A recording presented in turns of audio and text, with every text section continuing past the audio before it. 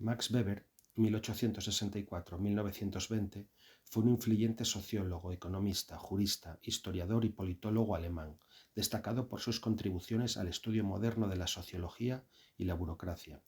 Sus trabajos más notables abordan la sociología de la religión y el gobierno, y también dejó huellas en el ámbito económico. Su ensayo más célebre es La ética protestante y el espíritu del capitalismo.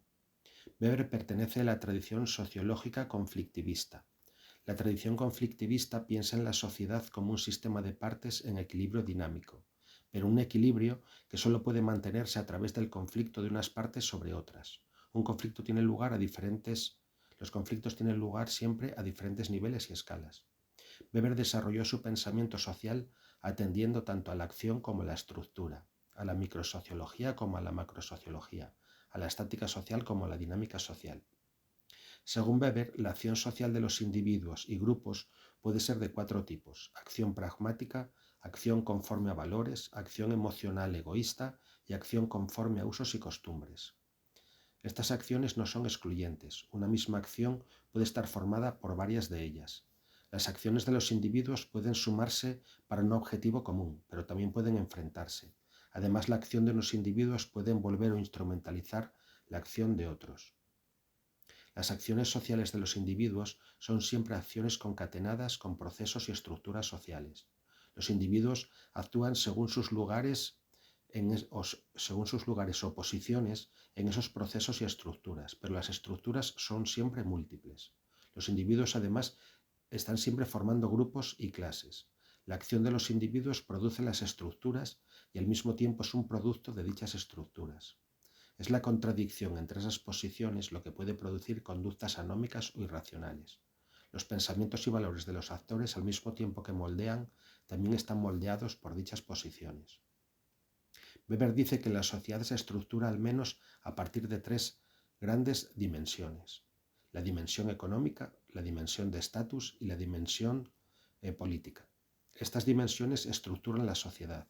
Los individuos y grupos ocupan posiciones en estas dimensiones, contribuyendo con sus acciones al mantenimiento dinámico del sistema, que ya hemos dicho que es dinámico e internamente plagado de contradicciones. Estas posiciones de los individuos o grupos implican creencias y valores asociados a esas posiciones. El orden económico de la sociedad genera unas determinadas estructuras sociales en función de la posición económica.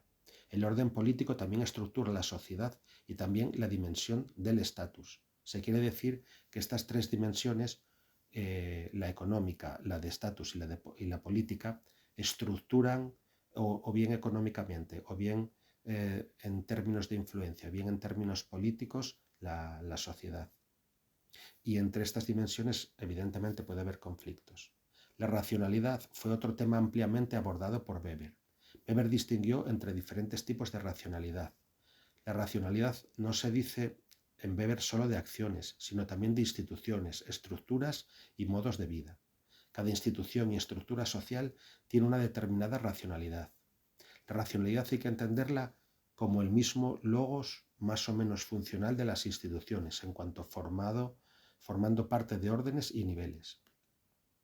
Fiel a la tradición conflictivista, Weber señalaba que el equilibrio dinámico de la sociedad es el equilibrio polémico de estructuras sociales, pero estructuras donde unas pueden envolver y someter a otras. La racionalidad es la racionalidad de estas estructuras y órdenes. Entre estas estructuras puede haber consenso, pero también conflicto, ya que no son excluyentes. El consenso presupone el conflicto y viceversa.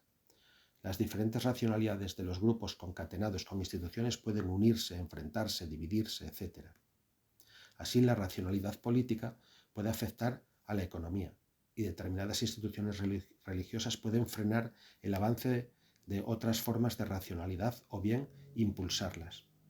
Entre la ética protestante y el espíritu del capitalismo, por ejemplo, hay lo que Weber llama afinidad electiva, que hay que entender como que la racionalidad protestante favorece la aparición de la racionalidad capitalista.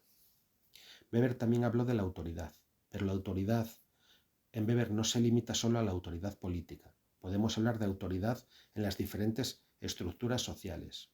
Hay asimismo autoridades legítimas e ilegítimas. Lo que da autoridad en Weber es la posición en la jerarquía social. No habla Weber de equilibrio armónico de instituciones, sino de un equilibrio polémico, donde unas partes tienen autoridad sobre otras. La burocracia es un tipo de racionalidad por medio de la cual una parte organiza la vida del conjunto de la sociedad. La relación entre consenso y conflicto en Weber hay que analizarla a partir de estas ideas. La sociedad es un equilibrio dinámico, inherentemente conflictivo o polémico. Toda sociedad tiene una estructura jerárquica donde unas partes dominan sobre otras.